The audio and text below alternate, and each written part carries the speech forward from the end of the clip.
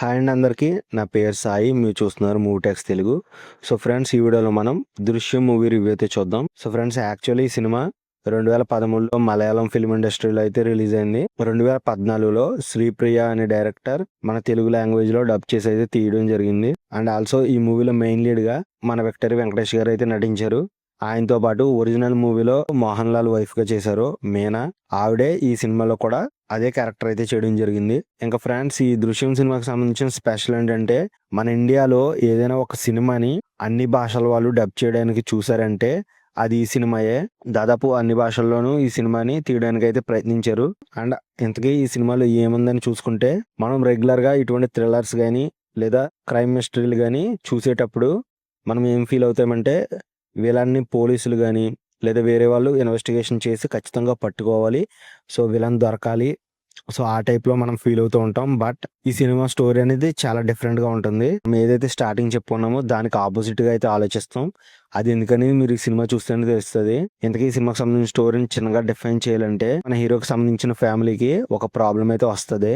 So ఆ problem వల్ల మన వెంకటేష్ గారి చిల్డ్రన్ ఎవరైతే ఉన్నారో వాళ్ళు బాగా ఎఫెక్ట్ అవుతారు. సో అలాంటి ప్రాబ్లం అయితే వస్తుంది. మరి దాన్ని మన వెంకటేష్ గారు ఎలా ఎదిరించారు, అలాగే దాని నుంచి ఎలా బయటపడ్డారనేది మీరు ఈ సినిమాలో చూస్తారు. మనం రెగ్యులర్ గా మిస్టరీ కానీ థ్రిల్లర్ మూవీస్ లో పోలీస్ క్యారెక్టర్స్ అనేవి చూస్తూ ఉంటాం.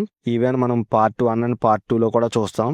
కానీ మనం పోలీసులకి వ్యతిరేకంగా ఉంటాం. అది ఎందుకనేది మీరు ఈ సినిమా చూసే ఎక్స్పీరియన్స్ అవ్వాలని నేనైతే అనుకుంటున్నాను మనస్ఫూర్తిగా. అలాగే మన వెంకటేష్ గారి ఫిల్మ్స్ అంటే మనకి ఎక్కువ ఓల్డ్ మూవీసే గుర్తొస్తాయి. కానీ వన్స్ 2010 తర్వాత ఆయన తీసిన బెస్ట్ ఫిల్మ్ ఏదైనా ఉందంటే అది దృశ్యమే. దృశ్యం తర్వాతే ఇంకే మూవీ అయినా.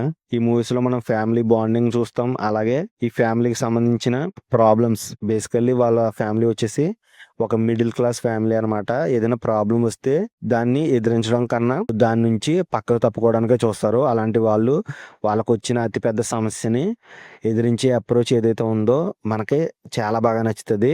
అలాగే ఫ్రెండ్స్, ఒరిజినల్ లాంగ్వేజ్ లో మనకి మోహన్ లాల్ గారు తీసారని చెప్పాను కదా. సో ఆ మూవీకి వచ్చిన ఆదరణ కన్నా మన తెలుగులో మన తెలుగు ఆడియన్స్ ఇచ్చే ఆదరణ అనేది చాలా ఎక్కువగా ఉంది. లైక్ దానికి వచ్చిన వ్యూవర్షిప్ కన్నా గానీ మన తెలుగులో తీసిన దృశ్యంకి ఎక్కువ ఆదరణ అనేది లభించింది. సో అది ఊరికే ఏం జరగలేదు. మన తెలుగు ఆడియన్స్ కి తగ్గట్టు ఈ సినిమాని తీయగలిగారు కాబట్టి సో వాళ్ళకి ఎక్కువగా నచ్చింది. సో అందు గురించే ఈ సినిమా అనేది అంత పెద్ద హిట్ అయితే అయింది. యాక్చువల్లీ ఈ సినిమాని నేను కూడా 2014లోనే థియేటర్లో అయితే ఎక్స్పీరియన్స్ చేశాను. యాక్చువల్లీ ఈ సినిమాకి మా పేరెంట్స్ అయితే తీసుకువెళ్లారు. సో నేనైతే థియేటర్లో చాలా ఎంజాయ్ చేశాను. ఈ సినిమా చూస్తున్న టైంలో నాకైతే చాలా బాగా నచ్చింది. ఈ సినిమా చూసే టైంలోనే అదే రోజు మేము అల్లుడి సీను అనే సినిమాకి కూడా వెళ్ళాం. యాక్చువల్లీ అది అవసరం లేదు, బట్ చెప్పాలనిపించింది చెప్తున్నాను. సో ఇది ఫ్రెండ్స్, ఒకవేళ ఇప్పటివరకు మీలో ఎవరైనా ఈ దృశ్యం అనే సినిమాని చూసి ఉండకపోతే మాత్రం ఖచ్చితంగా చూసే ప్రయత్నం అయితే చేయండి. సో నాకు నచ్చినట్టే మీలో చాలా మందికి ఈ సినిమా నచ్చే అవకాశం ఉంది. అలాగే చూసిన వాళ్ళు ఎవరైనా ఉంటే ఖచ్చితంగా కామెంట్ చేయండి. చూడని వాళ్ళకి తెలుస్తుంది. సో వాళ్ళు చూసే ప్రయత్నం అయితే చేస్తారు. సో ఈ వీడియో అయితే ఇంతే ఫ్రెండ్స్. మరో కొత్త వీడియోతో మళ్ళీ కలుసుకుందాం. అంతవరకు సెలవు. Take care. Bye bye.